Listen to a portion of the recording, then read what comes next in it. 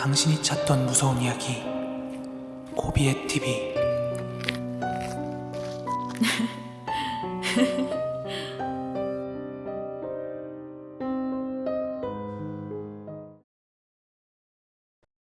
이야기는 1994년으로 거슬러 올라갑니다.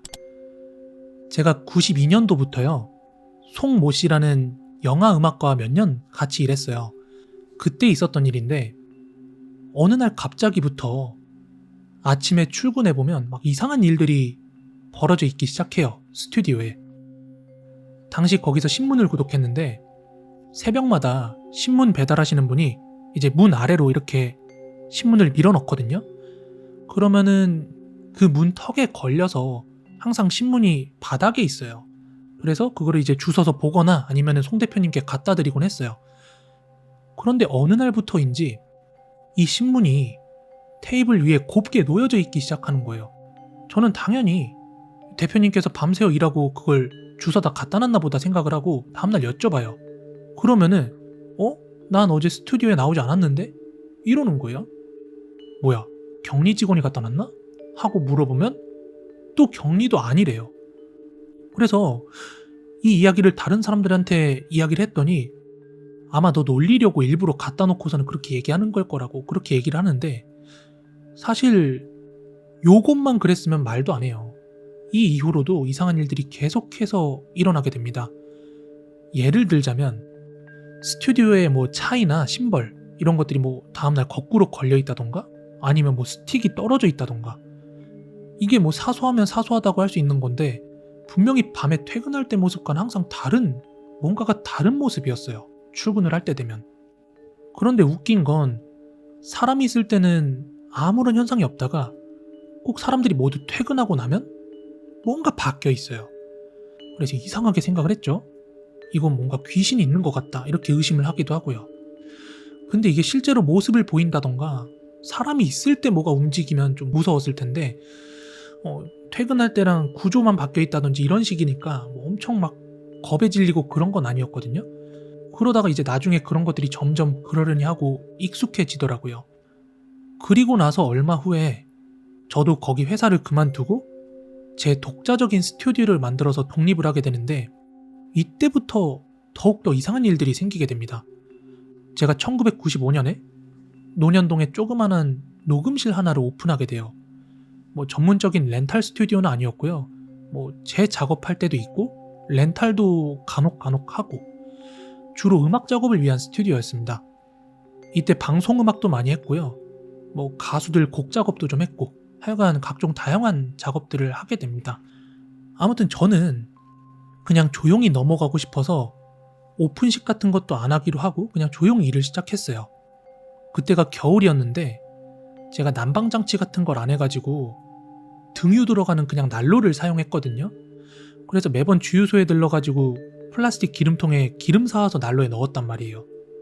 그러던 어느 날 제가 밤에 일을 마치고 집에 가려고 가방을 싸고 있었어요.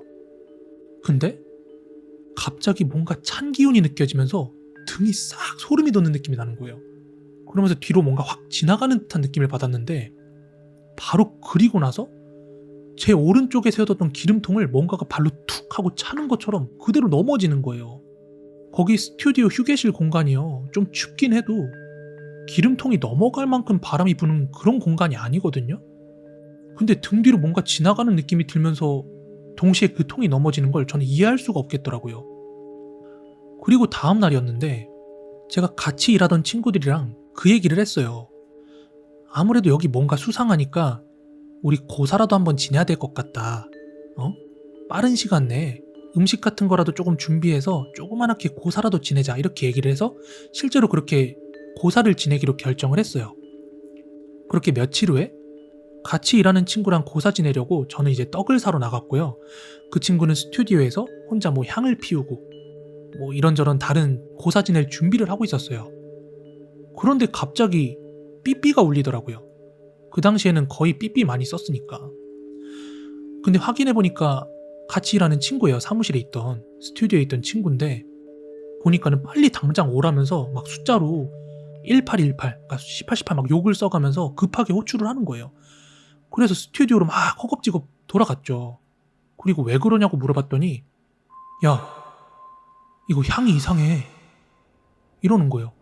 그래서 봤더니 그 당시 피웠던 향이 거의 한 30cm 정도 되는 긴 향이었거든요. 그 향을 한 2개를 피워놨는데 그 향이 타들어가는 속도가 말도 안 되게 막 빨리 타들어가는 거예요. 거의 30초도 안 걸리고 막 줄어드는 거예요. 누군가가 막 일부러 태우는 것 마냥. 게다가 더 놀라웠던 점은 스튜디오 내부에 환풍장치 굉장히 세게 해놨거든요. 그래서 내부에 구멍이 2개가 있어요. 하나는 외부 공기가 들어오는 거, 하나는 밖으로 빼내는 거. 원래 일반적이라면은 공기가 나가는 쪽으로 연기가 나가야 되는 게 정상이잖아요. 근데 사무실 내부로 들어오는 구멍으로 그 향이 이렇게 뭔가 그림 그리듯이 이렇게 막 나가는 거예요. 그래서 저랑 걔랑 엄청 시겁해가지고 절 올리고 소주 뿌리고 제발 아무 일 없이 잘 운영되게 해주세요 막 그렇게 기원하면서 빨리 그 고사를 마쳤어요. 너무 무서운 기분이 들어가지고. 그 이후에는 어땠을까요? 제가 한 5년 정도 스튜디오 운영했거든요. 근데 그 뒤로도 계속 그랬어요. 참 많은 일들이 일어났는데 그때 저희가 녹음 장비 중에 이제 알레시스라고 하는 회사의 장비를 이용했거든요. 근데 그 장비가 비디오 테이프를 사용하는 제품이었어요. 그래서 뭔가 테이프이 씹히거나 자잘한 문제점이 조금 있었거든요. 그 당시 많은 녹음실들이 그 알레시스 회사의 제품들을 썼는데 그 테이프 씹히는 문제 때문에 엄청 애를 많이 먹었고, 어쨌든 아무리 문제가 많이 일어나는 기계라 하더라도 뭔가 저희 스튜디오에서 사용하는 기기는 좀 그 정도가 심했어요. 거의 매일 테이프가 씹히는 거예요. 그래서 기껏 녹음해놓은 소스들이 순식간에 날아가 버리기 일쑤였고, 렌탈 같은 거는 고객들 불평 때문에 진행을 할 수 없을 정도였어요. 근데 당시엔 몰랐어요. 그냥 기계 문제인가 보다 하고 생각을 했는데 지금 생각해보니까요, 그 수입사에서도 의문을 제기할 정도로, 아니 가끔 뭐 테이프 때문에 문제가 있을 수는 있는데 이건 좀 너무 스튜디오에서 운영을 잘못하고 있는 게 아닐까, 뭐 이런 식으로 의문 제기할 정도로, 그 정도로 문제가 많이 생기니까 뭔가 이상하게 느껴지더라고요. 게다가 저희 작업할 때요, 그 작업물에 이상한 소리가 녹음되는 건 아주 흔한 일이었어요. 그리고 가끔 밤샘 작업 때문에 스튜디오에서 자는 일이 있었거든요. 근데 스튜디오에서 자고 일어나면 다음날 일어나지 못할 정도로 몸이 많이 아파요. 저뿐만 아니라 다른 사람들도. 그 이후로도 여러 가지 이상한 현상들이 있었는데, 재밌는 건 이 귀신은요, 제가 혼자 있을 때 아니면 남자들끼리만 있을 때 꼭 그런 현상들이 나타난다는 거예요. 혹여 여자가 스튜디오에 있을 때는 절대로 그런 일들이 발생하지 않았거든요. 그래서 저희들끼리는 일단 생각을 했죠. 이 귀신 분명히 여자 귀신이다 하면서 확신을 했어요. 간단히 일어나는 일들을 서술을 하자면 누군가 제 뒤통수를 쳐다보는 느낌이 나요. 그러면서 진짜 이게 등줄기에 소름이 쫙 올라오는데, 너무 오싹한 마음에 뭐야 하고 뒤를 돌아보잖아요. 정확히 딱 보이는 건 아닌데 그 시야에 뭔가 되게 화려한 색깔의 옷 같은 게 확 하면서 사라져요. 분명히 아무도 없는데 뿌린 적도 없는 향수 냄새가 나요. 그리고 휴식 공간에는 라디에이터가 있었는데 그걸 누가 땅땅땅땅땅 두드리는 소리가 나요. 그래서 바로 뛰어나가서 확인을 하면 소리가 딱 멈춥니다. 다시 들어오면 그 소리가 땅땅땅땅 또 나기 시작해요. 그래서 이게 지금 뭔가 나를 갖고 장난하는구나 하는 그런 느낌이 나더라고요. 한 번은요, 이거 진짜 소름 돋는데, 부스 안에서요, 저 후배들과 회의를 하고 있었어요. 회의할 때는요, 다 같이 이렇게 둥그렇게 딱 모여가지고 회의를 하잖아요. 근데 이 옆에 있는 애가 갑자기 고개를 돌려요. 그리고 이어서 이 옆에 있는 애도 고개를 연쇄적으로 돌려요. 왜 그러나 하고 봤는데 제 등 뒤로 뭔가 차가운 소름 돋는 기운이 느껴져가지고 저도 이게 뭐야 하고 돌아본 거고, 나머지 회의하던 친구들이 다 연쇄적으로 뒤를 돌아보는 거예요. 그리고 그 순간이었어요. 스튜디오 문이요, 지 혼자서 스스로 쓱 하고 열렸다가 열리기만 하면 모르겠는데 갑자기 쓱 하고 닫히는 거예요. 거기 회의하던 후배들이며 저며 여기 스튜디오에 뭐가 있긴 있구나라고 항상 생각을 하고 있었는데, 그거 겪고 나서 진짜 모두 패닉을 했어요. 패닉이 될 정도로 무서웠어요. 아무튼 지금은 거의 20년이 넘은 일이라 일일이 다 기억은 나지 않는데 그 스튜디오를 운영하는 거의 5년 동안 매일 2, 3일에 한 번씩은 이런 일들이 일어났어요.